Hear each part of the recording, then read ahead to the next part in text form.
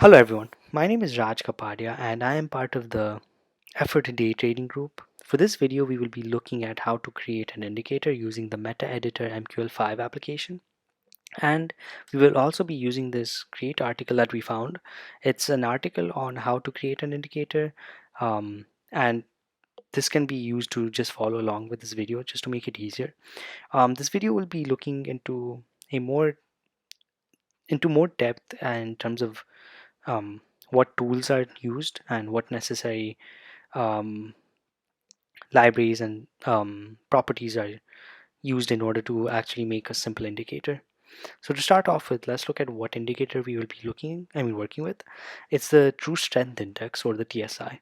It's basically a index that is a double smoothed momentum oscillator that is used to identify a trend or and oversold, overbought conditions in the market.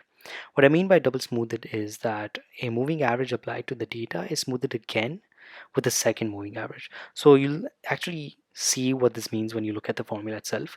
So the TSI takes in three parameters: the closing price of today or the current day, R, and S. So R is the EMA smoothing period for momentum, and S is the EMA smoothing period for the smooth momentum. In this context, R will be over a period of 25 and S will be over a 13 period. This is equal to 100 times the EMA over the 13 period with an initial EMA, which is inside, that's over a 25 period, over a momentum that's MTM. MTM is basically the closing price of today or the current day minus the closing price of yesterday. All of that is over, again, the same thing, EMA over 13 periods with an initial EMA, except in this case, it's the absolute value of MTM over 25 periods. So to start off, to create our indicator, let's go to the MetaEditor application. Just to give you guys a heads up, I am running this on remote desktop. So if by any chance there are some laggy moments, please um, just bear with me. However, I'll try to just make it as smooth as possible. So once you start your meta editor, you'll see a window or a section that's called navigator. This is basically where you want to create an indicator, expert advisors, files. It depends. In our case, we are focused on indicators. So let's just right click on indicators, hit new file. Here, the MQL5 wizard will open up where you have basically what template you want to create. In our case, we want to create the custom indicator. Hit next, name it. Let's call it TSI test. And you have an option to add your parameters. You can do this by manually once this is created, or you can do it just from here. It's more simple for me to do it from here, so just quick and easy. Once I hit next, you'll see another prompt open up. This is where there's a list of functions that you want to initialize. So to start off with, let's look at what onCalculate is. So onCalculate is a function that is a handler of the calculate event that appears when it's necessary to recalculate indicator values. In our case, you can see that there are two.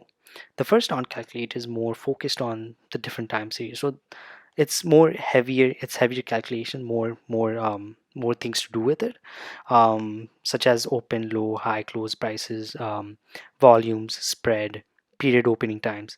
However, in our case, since we are using just prices in general, for the TSI calculation, we'll be looking at the second onCalculate function. This one is more focused on the price itself rather than a lot of the other important but not necessary time series. So select the second onCalculate. OnTimer is basically a function used for the timer event, and this is usually used for onInit for the expert advisors, normally during initialization. For indicators, for us at least, it's not necessary. On chart event, on the other hand, is something also not necessary. However, it's again as it shows, it's for chart events. So maybe looking at spikes or how the candle chart is set up, stuff like that. So once you select the second on calculate, hit next, and this window is basically how you want your indicator to be displayed. We want it on a separate window, and we're not going to mess around with the min and max. You can if you want to. It's not going to harm the indicator itself. It's just how do you want to plot it, on what scale. We do the plot section is basically how do you want to um, plot your indicator in terms of visual. So label it as TSI. The type is a line. You can change it if you want from here, and the color I'd like to change it to blue. It's a good color. So once you're done with that, go ahead and hit finish, and the TSI test has been created. So as you can see, some default properties have created. On init is there and on calculate is there. So to start off with, let's look at what has happened up here.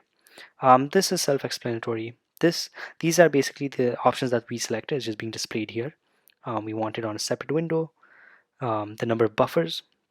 In our case, we're going to have more buffers because there's more calculations to do.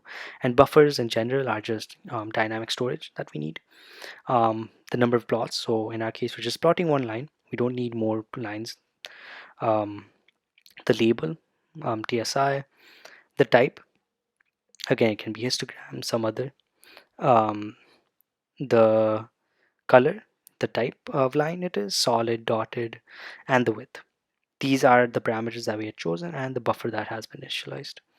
The onEnded function, again, it's just initializing our, it just runs when initializing our indicator itself. Here, we just want to return 0. So make that change quickly. And on calculate is where most of our calculations will be taking place. So to start off with, we need to add some buffers. As I mentioned that there are going to be a lot of buffers that we are working with, mainly because of how the formula has been set up. So basically we are selecting 6 buffers at the moment. I'm just going to copy paste these very quickly. Just to keep in mind, I will be going back and forth and copying pasting a lot of code only because writing this from scratch will take longer, and I'll try my best to explain each line as much as I can. As you can see, I've added 6 more buffers, so I'm just gonna update the indicator buffers. These buffers are basically, it's out of the formula itself. So we have an MTM buffer basically to calculate MTM. We have one for the absolute value of MTM. We have the EMA, and we have a second EMA, that's the EMA of this EMA. We have an EMA for the absolute value and the second EMA that's going to smooth this EMA. I know it sounds like a handful. However, if you plot this against the formula itself, you'll see why and how these buffers are being used. So now we need to go ahead and initialize these buffers. So I'm just going to copy paste this, go ahead and paste it here, my bad. And there you go. So this is again just initializing a lot of these buffers and giving them an index and what it is used for. So in this case, it's a calculations. Going to on calculate, in our case, it has 4, I guess, predefined properties. It's range total, which is the high plus slope plus close divided by 3, the previous calculated, we just basically the previous calculated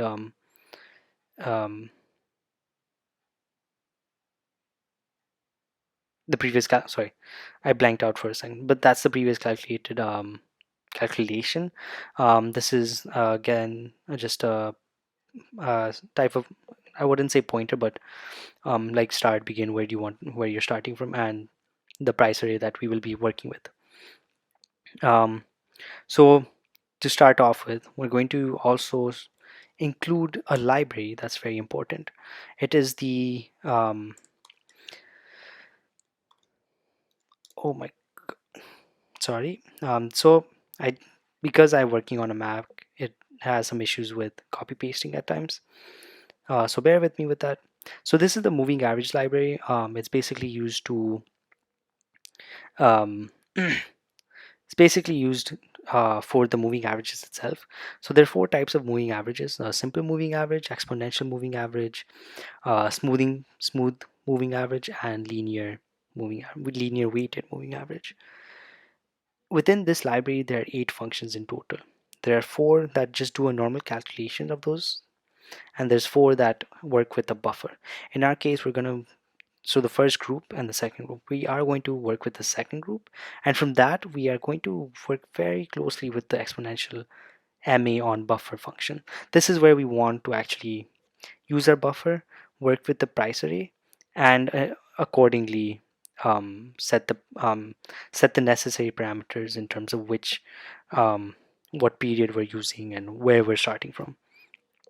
So to start off with that, let's copy paste this. This is the initial EMA that we're calculating. So that's the 25 period EMA and the absolute value 25 period EMA. So I'm going to go ahead and within on calculate, I'm just going to go ahead and paste this. I'll try to copy this and paste this. So as I said, just the first wave of EMA that we have created. Um, so this is the initial index that we're starting from, where the smoothing should begin. The period that we've given, what buffer we are working with, because we're using the MTM buffer to, as you'll see, we are going to add the average of the MTM calculation within this buffer, and we're ending up locating it into this buffer. Same with the absolute value. So we will go ahead and just copy paste this as well.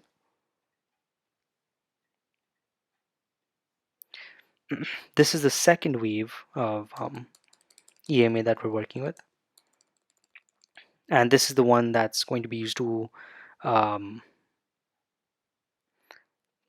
this is the one that is going to be used to actually smoothen out the EMA.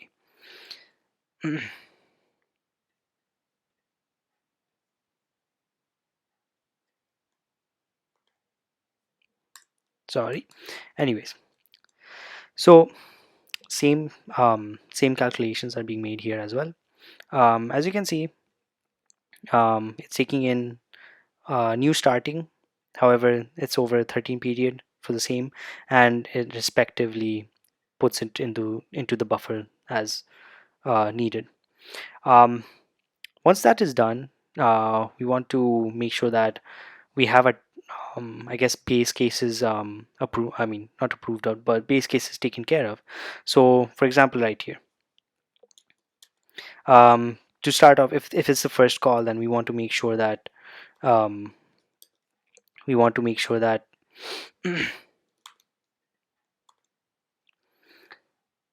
that if it's the first call, we want to set our buffers to 0, of course, because we do not want to have any other data if it does start again. Next, we want to just fill in the MTM buffer. So we want to do the calculations for the MTM buffer and the absolute value of MTM buffer, and just store it into that buffer, so that when we're using it on the EMA, this is where we're getting the calculations from.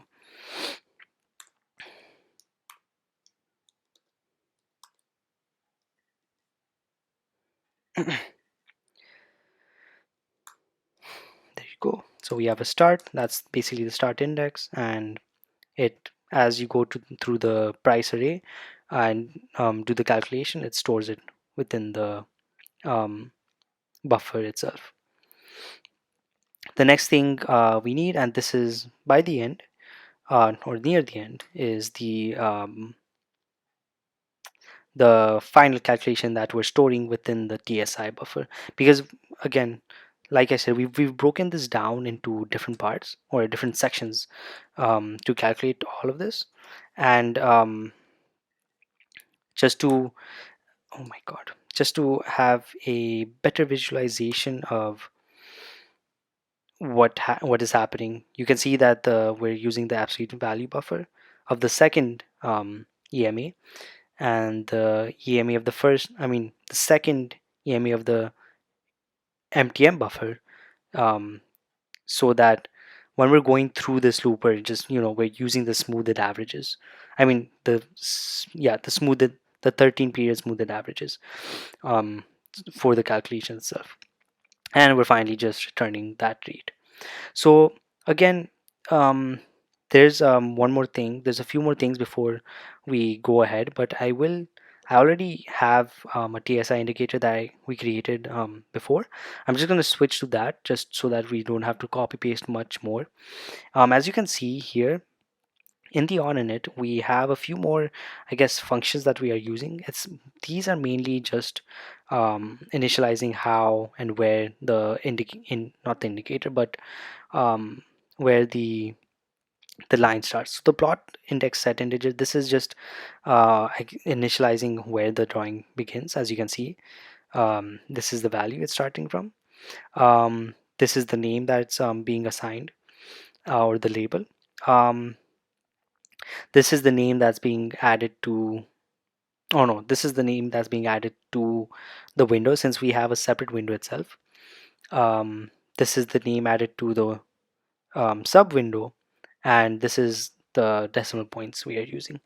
So once all of this is added, as you can see, nothing has changed, it's still the same.